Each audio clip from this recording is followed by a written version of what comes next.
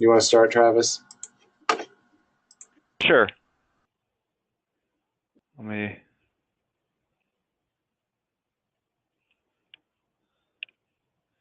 Do you guys see my screen? Yeah. Okay. I'm going to start with this case. This is actually it was a patient referred in from outside, and I like the CT. I have one CT here from a couple months ago because I think it's a good teaching CT. It's not that it's not that far out there, but it was one that was not necessarily interpreted correctly. So this patient came in with dyspnea, and there's elevation, or at least looks like elevation of the right hemidiaphragm. You look on the lateral, there's maybe a little meniscus back here too. So, and a little bit of fluid tracking into the major fissure. You can also see the major fissure the minor fissure here looks a little thickened. And when you look at the CT, and that was a couple months before the CT was done, that you see that there isn't effusion as much as there is elevation of the hemidiaphragm. So it's more that this is just a subpulmonic effusion, I think. But this was specifically done because they'd had a bloody tap, and they hadn't gotten any cells, but I think they were suspicious of cancer, as they should have been. But this was interpreted outside, because we had the report, as pleural effusion, but no nodules or masses. And of course, you can see the problem with that. And why I always remind everyone to always look at the fissures when you're looking for any sort of assessing for pleural spread of malignancy, because you can see the minor fissures just studded with soft tissue. And when you look on soft tissue windows too, there is some subtle thickening along the mediastinal pleural surface in a couple of places, maybe, right here there is. But, unequivocally, the stuff along the fissures is probably the easiest to see. And maybe there's a couple little places anteriorly as well. I don't know about that. But I think it was just a really nice example of just the studying of the fissures. And this was an unfortunate woman who had no history of asbestos exposure, but this was mesothelioma, which was subsequently diagnosed when they did an open VATS after her negative thoracentesis. And we've seen a couple of these now. Obviously, I'm sure you guys have too, where you see the nodularity predominantly in the fissures. And especially when it's done this is probably done as a PE timed study, which we all hate for evaluation of the pleura, since the pleura likes to enhance really like an organ does, and not necessarily as early as some of these studies. So that's the fairly straightforward teaching case. Now I wish Brent was here for this case, or for this case here. But you guys will like this case. This is one that came into our ILD center, and she was referred. This is in 2015, but she just came here last week for the first time. She has a study more recently. All of this was done outside. But Brent now has at least, I think, 40 path-proven cases of DIPNIT in Atlanta, which I saw a lot of when we were there too. And of course, the thing you think about with that is when you have mosaic attenuation plus you have small nodules. And this lady definitely has mosaic attenuation that you can see throughout her lungs, and she has some nodules. But what's interesting about the nodules in her lower lobes, because that was one of the things that was considered, but they were really worried about hypersensitivity pneumonitis, and I guess she had an exposure. And when you look at some of these nodules, especially when you don't, have such a harsh window, you see they're much more ground glass looking nodules. And I think I thought I had a better, yeah, this is the thinner cuts on lung windows that you can see. And of course, this was something I'd never heard of until Jeff had talked about it probably 5 or 6 years ago now. But like maybe right here, you can hallucinate that one of these is a little microcheerio. And these aren't really good for Dipnich type nodules. And maybe a couple of these are little microcheerios with very lucent centers. So Jeff, you know what this is going to be, because she does have hypersensitivity pneumonitis. But then Brett, when he was at our ILD conference, prospectively predicted the presence of all of these other things on here too as an incidental finding. So you can guess what these are, right? Yeah. Meningothelial. Yeah, these are. Yeah, so these were all meningothelial-like nodules in the setting of hypersensitivity pneumonitis.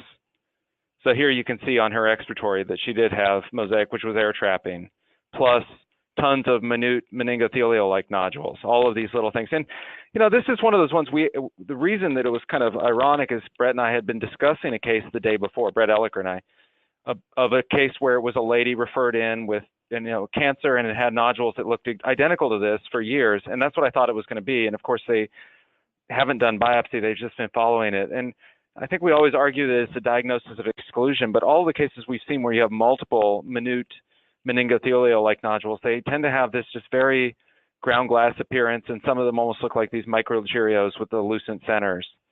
So, while I think people argue it's a diagnosis of exclusion, I don't know, they just seem to look like this when you see them. Yeah, they often have a very lucent center, very subtly lucent center. Right, like this. That's why you almost get the microcheerio look to it. Yeah. So does this condition go particularly with HP? No, I think it goes more with just that our pathologist says he will see these on a quarter or a third of all biopsies. They're usually minute, like they say. They're usually too small for us to see, but you usually don't see them in this number. And he had a case that he referred to as meningotheliomatosis when there were this many of them, which has been seen in the pathology literature. I didn't have time to pull it up, but I think these are just incidental-omas. I just wonder why so many. So have you ever seen this many before? I mean, Jeff has. Yeah. I know Jeff has had a case or a case or two that look very similar to this. Yeah, they tend to be numerous like this when they're this big. But I agree with you. I mean, our pathologists in the past have said they see them all the time and don't even comment on them. Yeah, and I guess, and the other question is because this other case we were looking at last week, which I didn't have time because we don't have an answer on like we do on this, but these are kind of random because the question on the other case was, well, could it be sarcoid or anything? But these tend to be more lower lobe and just random distribution, I think. I don't know, Jeff, if you know. With my N2 or 3 or 4 or whatever it is, we had one case here that actually got a biopsy like 8 years ago. It was I remember. I think that was the first time I'd seen it because it was like a breast cancer lady, right? Or something, yeah. But they showed one as case of the day at STR. The group in Kansas City showed it, and I got it because I had just seen a case of it a year or so before, and it was the exact same appearance. But they were lower lobe predominant, posterior predominant, which makes you wonder: right. Could it be a form of reaction to aspiration or something, a reflux? Right. Yeah, that's what it suggests. Right. So I don't know. And so this is biopsy proved in your case here? This was, yeah. They did a wedge, and so it was, Brett Elliker made us look good when he said, well, this could be HP, plus I think these might all be meningothelial-like nodules. There's the staple line. So they took out a bunch of these. Uh-huh. So, yeah, so it is path proven. And this is from this month, or last month, this year, though. And you can see they're all unchanged, the other ones. This is, I think, or at least similar enough, where they haven't changed. But there are at least 2 cases now here I've encountered, one last week, like I was saying, and the other one a couple years ago, where I don't think we're ever going to get path proof on them, but they kind of look like this and they've been stable for years. And it's always in the context of a cancer, looking for metastatic disease, or they're just incidental on a PE study, and then they're worried about metastatic disease or something else. But yeah. I thought you guys would like this, especially with the background of the mosaic attenuation, making it look more like a diffuse idiopathic neuroendocrine cell case when it's not. Do you think that the Dipnick people sometimes have the little air bronchiologram in the center too? Have little Cheerios, or are those always solid looking? They're usually solid looking. And I guess the other thing to say is with those patients, and if Brent Little was on, he could tell you more, is just the amount of bronchial wall thickening that they've noticed in these patients with neuroendocrine cell hyperplasia.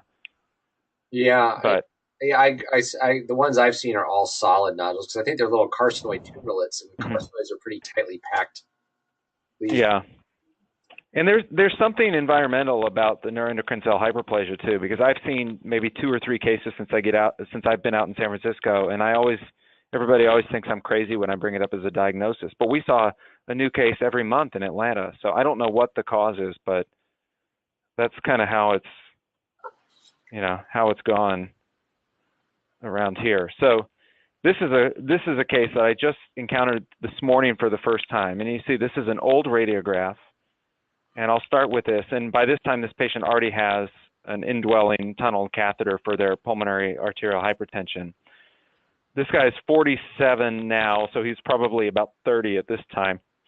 But you can see he's got massively enlarged pulmonary arteries and kind of peripheral pruning. Looks like a great look for shunt vascularity, a big pulmonary artery, kind of filled in RV outflow tract on the lateral view.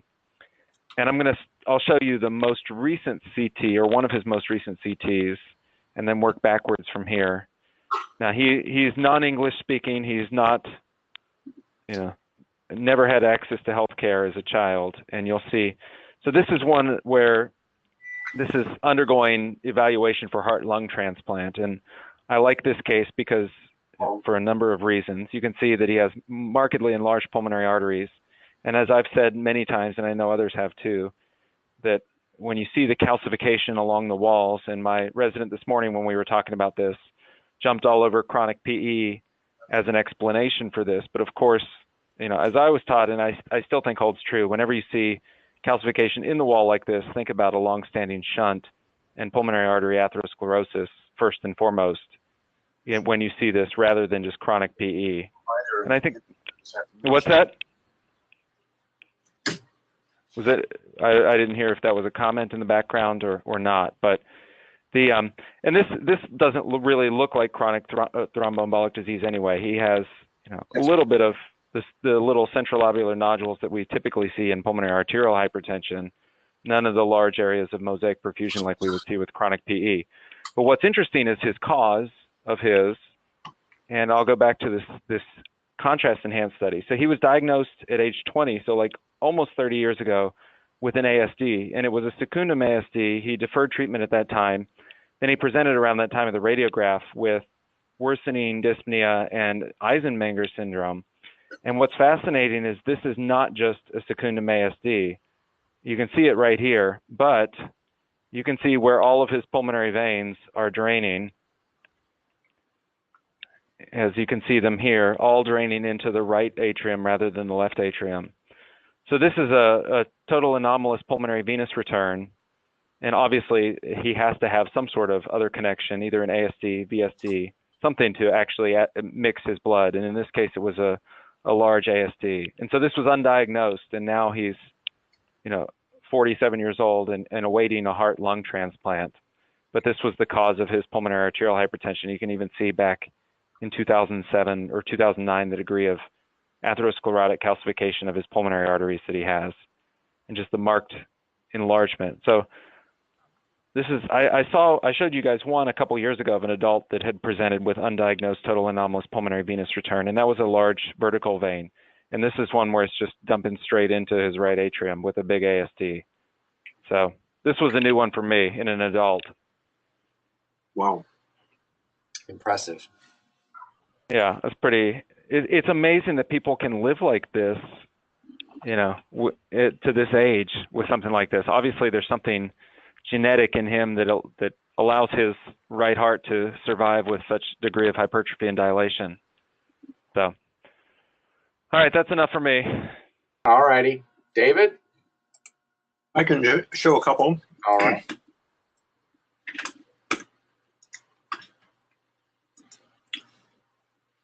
So I wanted to show a follow-up to a case I showed earlier. A year or so ago, I showed you guys a case of some confusion about pneumothorax versus bullous disease, and because there were a lot of webs in the pleural space. So let me see if I can pull up the right person here. So I wanted to compare two cases here because I think there's a helpful observation that helps distinguish big bullae from pneumothorax.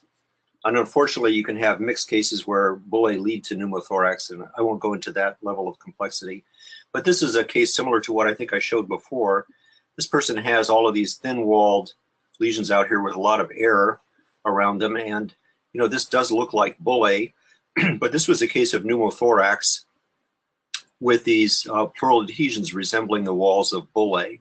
So I don't know if this is familiar from my showing this a year ago or something like that. But I think there's a good observation here that helps distinguish the pneumothorax with pleural webs from bullae. So let me just compare that case with this case here on your left, which is a person who has lots of bullae. So bullae all over the place here, worse on the right than the left. This person went on to have bullectomy and looked a lot better after that.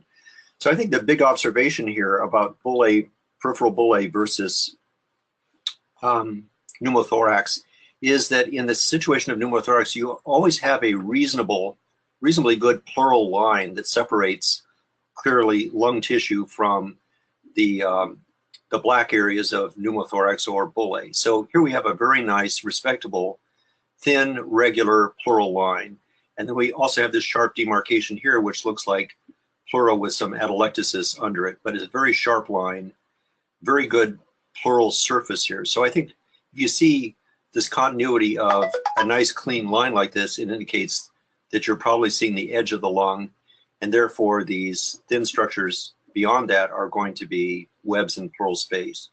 Compare that to the case here of bullae, and you never have a nice pleural line. So you've got big bulla here medially. It's not, it doesn't have a sharp, regular pleural line that separates from the rest of the lung parenchyma. Same on the other side. You just never get a respectable looking pleural line. So, you know, I'd seen a couple more cases since I showed you guys that case where there was some disagreement among chest radiologists at our place a couple years ago, and this, or a year or so ago. And I think that I've seen this pleural line be a pretty reliable finding in the maybe 3 cases I've seen since then. So just wanted to propose this observation here as a help in distinguishing pneumothorax with webs from bullae. So did I impress you guys? If I impress you guys, then I know I'm impressed. Okay, are you impressed? Thank you. Thank you, Jeff. Yeah, me too. Okay. Another thing, David, if you look at the, let's see here. If you look at the contours also of the interface of the gas and the, quote, lung, you'll notice it's fairly straight or curved outwards, or relatively flat where there's pleura. Whereas with the bullae, if you look on your case on screen left, much more concave. That's a good point. Yeah. And that would reflect the elastic recoil of the more normal lung that's pulling on this line here. So where there's elastic recoil, it's going to pull the margin of the bulla toward it. So that would account for some concavity like this. That's a good observation. Good. Okay. So we're all great, correct? Yes. Okay. Okay. So let me try another case here. So 1, 2, 3. Let's try 3. Okay, this is a woman with this patchy central consolidation. Seems to be hilar hugging consolidation here, and she was short of breath. She had this CT scan, which also shows this hilar hugging stuff that seems to radiate out, sort of flame-like, into the lungs. Okay, so the things I've seen do this before are sarcoid, Kaposi sarcoma, lymphoma sometimes, and those are my main considerations for this. It'd be unusual for infection to sort of hug the hilar like this, but I guess it's possible. And this is, anybody want to take a guess? Sarcoid? No, this is GPA. Lymphoma? Not lymphoma, not sarcoid, and not Kaposi, but GPA. So this is yeah. These are lung lesions. I've seen GPA do this one time. Yeah, I thought this was pretty impressive, and so I've had to stick this on my differential diagnosis of hilar hugging lesions. I went with sarcoid because like on that image there, it looks like there's along the periphery there's micronodules next to the more denser areas of consolidation. Right, maybe things like this. Yeah, stuff like that. Yeah. Okay. Wow. Add that to the list. Okay. Yeah. I'll see if I can find my case of X. We called it the X-Man because if you look on a frontal radiograph, it kind of has this X appearance. So, okay. There's a whole differential, but I'll see if I can find my GPA case that looks like yours for next week. Okay. And let me show you this case here.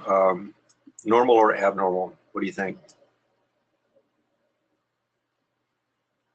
This is a young woman here who's seen at the Hall Health Student Center here at the University of Washington, 21 years old, with a cough and a fever, and had this radiograph and this CT scan showing this widespread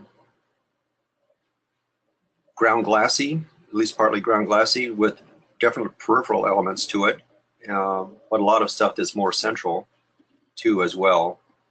And quite a bit of basal component to this stuff too. And her background is asthma, and this turned out to be an eosinophilic pneumonia. She had a very high peripheral eosinophilia, and I think she had eosinophilia in a lung lavage, if I remember correctly. I'll gather up that history before sending the case. So this was all eosinophilic pneumonia, which is another steroid responsive case like the last one of GPA.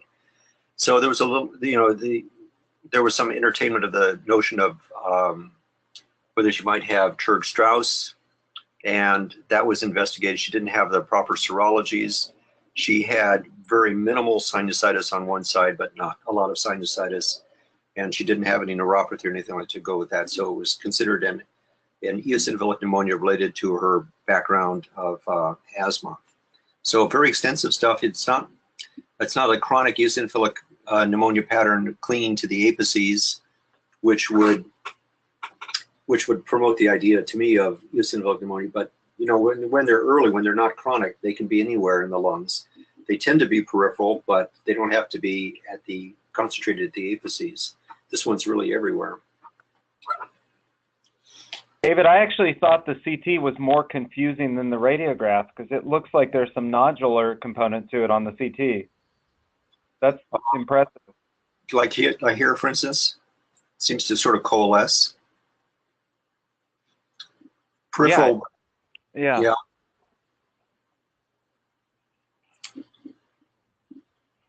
Not really dense nodules, though. More ground glass. No, but almost more sarcoid-like nodules in some places. But well, it all went away with steroids, and it was gone in a week or so. Okay, yeah, those nice are the cases. Thanks, David. All right, let me start with my easy case. Easy for me to show, at least.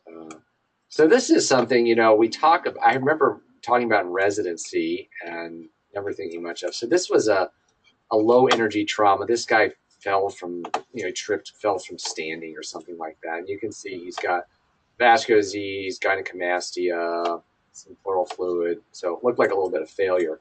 But he had this, I should probably show the sagittal. Shows the fine, but he's got really bad looking bones, just old. And you can see he's got a nice dish-like appearance.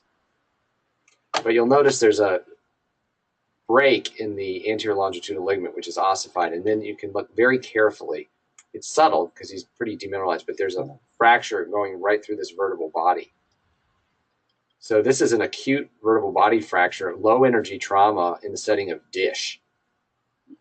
And honestly, I've never seen this before. And I remember hearing about it, and our musculoskeletal folks talk about it and stuff like that. And so I know sometimes in their trauma surgeons, if they request a spine CT in patients with dish who have trauma and any pain or anything like that. But if you guys, you guys are trauma centers. Have you ever seen a dish-induced fracture from low, not a motor vehicle crash, but a fall from standing? No, only ankylosing spondylitis with a fracture like that. But he doesn't have spawn. Does he have normal SIs and stuff like that? It's just this one segment right here. It's just dish. Mm-hmm. It's not squared off anywhere else. But you can see it going right through there. Just is there fusion of the interspinous ligaments at that level too? It kind of looks like it, doesn't it? So maybe he is an ankh spawn and just isn't diagnosed. How old a guy? Or if the fact that maybe it's because it was fused posteriorly that altered the mechanics at that level too. Yeah. You can see the joints, the facet joints are open. There's not, usually with Ankh-Spawn, you get fusion of the costovertebral joints as well, at least in the cases I've encountered. Mm-hmm. Really looks just dish-like to me. There's some calcification of that. Is the ligamentum proprium or something? I can't remember the name of it. But yeah, interesting. He was an older guy. I mean, he's in heart failure and all this. I don't know if he had an MI or something that led to his, or just was hypoxic and led to him tripping or just falling over, lost consciousness. But yeah, that was just unusual. And the crazy thing is I had a second one the next day, same thing. So I don't know. Why does he have gynecomastia? Is he maybe spironolactone or something? I don't know. I didn't look into that. He didn't have cirrhosis from what I could tell. All right, I think you guys will like this case.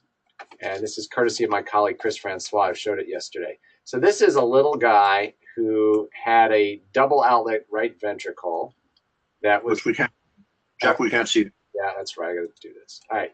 So he had a double outlet right ventricle, and they did something to him to deal with his heart surgery. But he's developed a chylus effusion. So here's his CT from, this is his old CT. So he's, baby CT. And you can see the overriding, the aorta coming off the right ventricle, pulmonary artery coming off the right ventricle, and a bunch of support devices. So he develops a chylus effusion. So they were trying to figure out what to do with him. So this is a technique. They did an MR lymph angiogram. And I think, let's see, that's the MEP. I think this is this. That's the somewhere in here are the cine images. But so what they did is one of our IR physicians injected this tiny inguinal lymph node with gadolinium, and then they sent him over to MR and actually did this sequence. And I've attached the article that talks about the technique. There's a radiographics article, but you can see on the MEP you're filling the lymphatics, and you can actually follow the thoracic duct up. Here they are, the water images here. So this one. This one, and hopefully the cines will run, or not. As I said, it would be more difficult for me to show these, but darn it.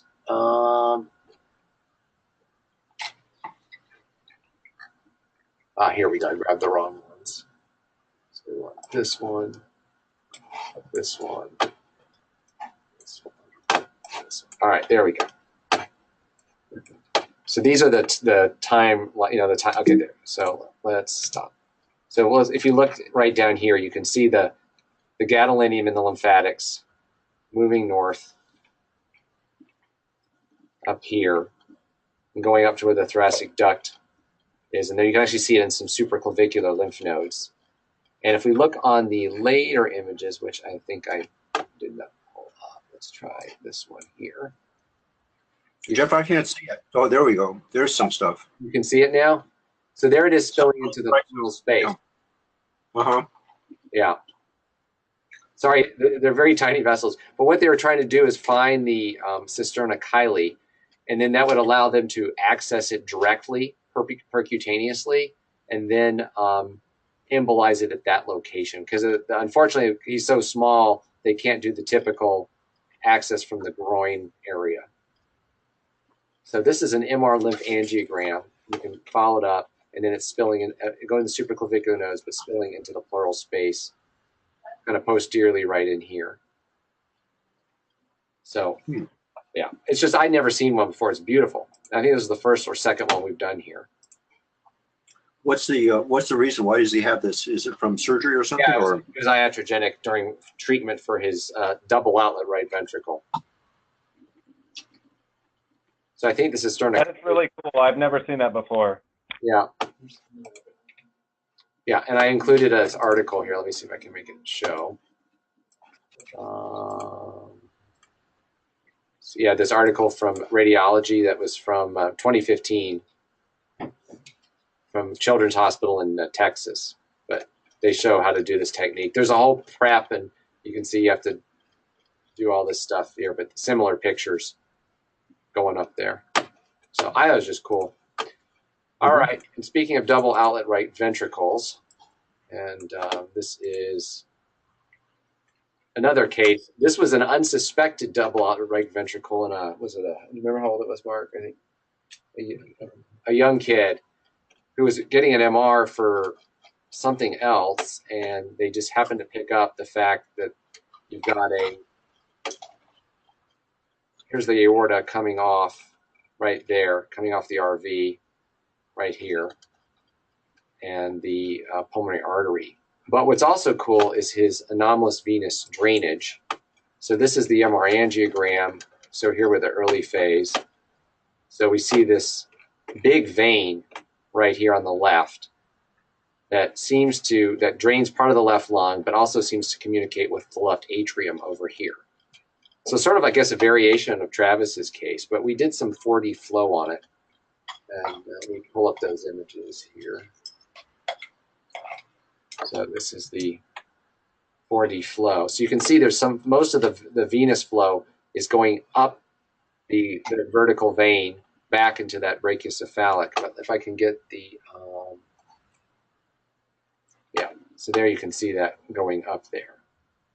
But there's a little bit of it that comes down as well. So most of the flow went north, but there was a little bit of flow going south as well. You can see it right in here.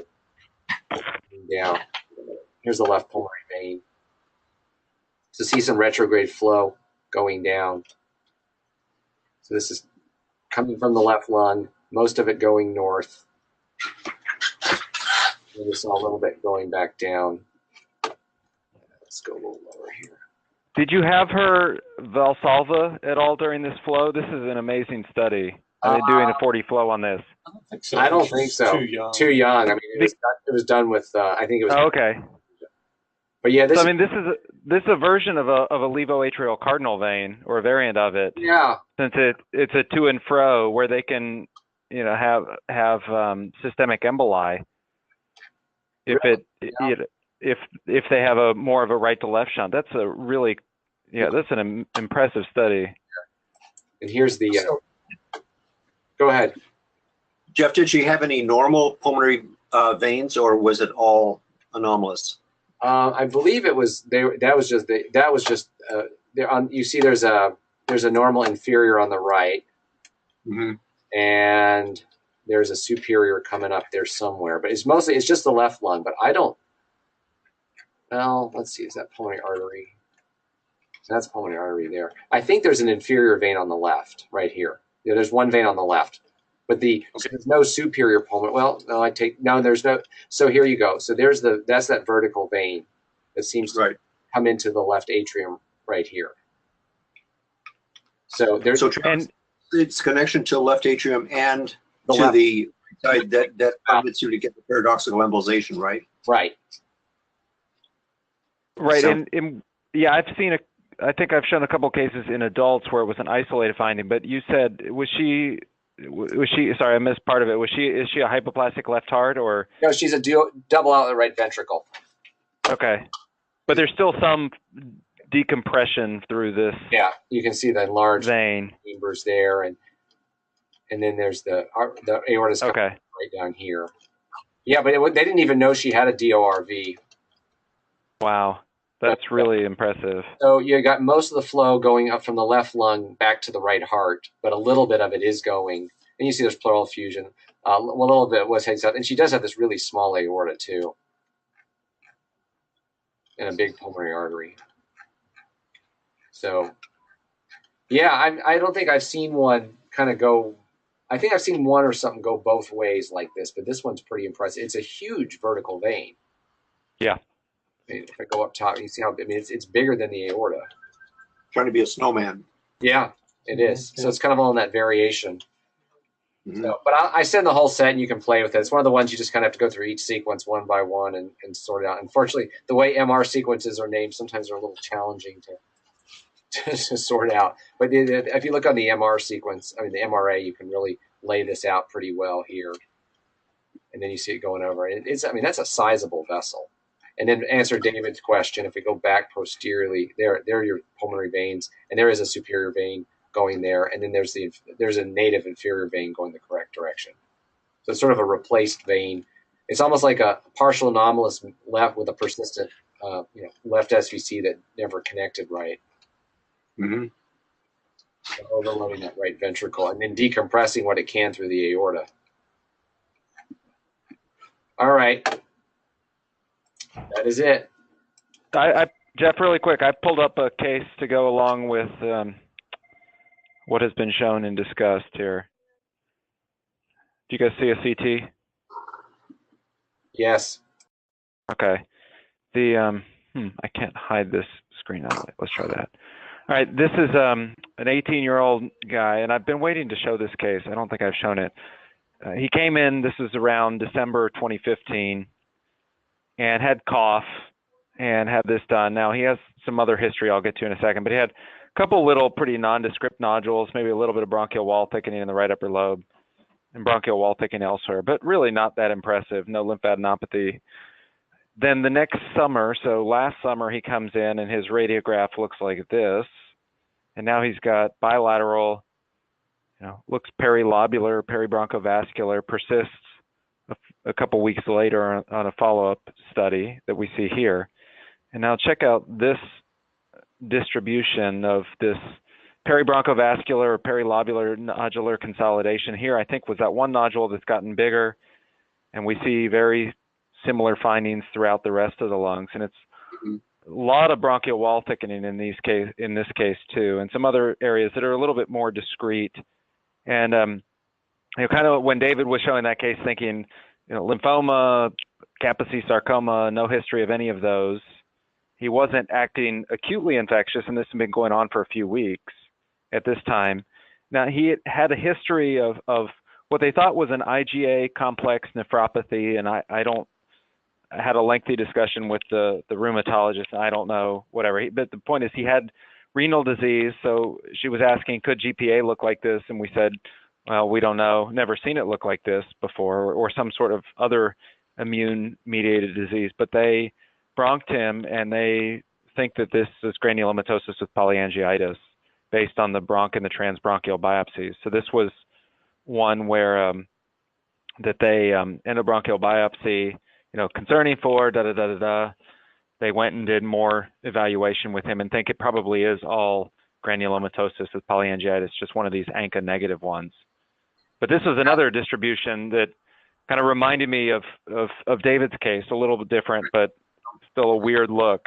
Yeah, it looks like airways disease too, doesn't it? So I've seen a couple of GPAs that look like airways disease with tree and bug and stuff like that. So yeah, and a lot of bronchial wall thickening, right? And this is definitely centrilobular, and some areas probably, little tree and bud. Mm-hmm. What's cool, Travis, also is it's not excessive in your case, but there's a lot of lymphoid tissue enlargement. Yeah, right. And David's case had a similar thing too, I think, when he was showing it, that it looked like he had just some plump hyla, which aren't really discrete. Right, and it may just be some increased drainage of inflammatory stuff, but that's one of the when I was in Cleveland and we had a large vasculitis clinic, that was one of the things that helped us distinguish infection in these immune suppressed patients from like a relapse. When they get new nodules or cavities, usually the GPA ones didn't have lymph node enlargement, whereas the infections often had sort of a disproportion. But yours it's pretty modest though. You mean discrete lymph node enlargement? Because I agree with you. This looks more just like lymphatic engorgement or yeah, foggy tissue, Yeah, exactly. So or if it's lymphadenopathy, it doesn't have sharp walls, sharp boundaries between them. So soggy nodes. Right. Yeah. Right. Wow. I'll find my X-Man for next week and show you guys that to make the triple. Okay, good. All right. Well, thanks everybody. Thank you. All right. Talk to you next week. Talk next week. Bye. Bye.